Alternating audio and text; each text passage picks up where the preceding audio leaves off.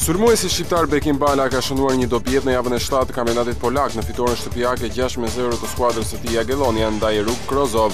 Pavarësisht se u futën fushën e lojës në minutën e 61, sulmuesi talentuar 22 vjeçar arriti të realizonte 2 herë kur sfida ishte 4-0 për ekipin vendas. Bala, që ka qenë pjesë edhe kontare skuqezi, shënoi golin e parë personal në minutën e 64 me një tmajt sakt brenda zonës, prirët me portën mike.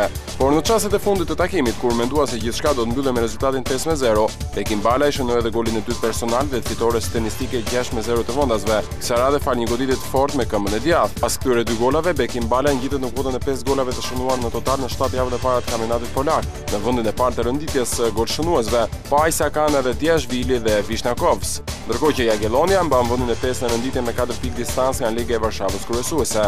Dy lojtarë të tjerë shqiptarë, edhe ata pjesë kontare skuqezi në vitet e fundit, Hyga dhe Sadiku, kanë shënuar gola në raundin e 2 të Kupës së Zvicrës.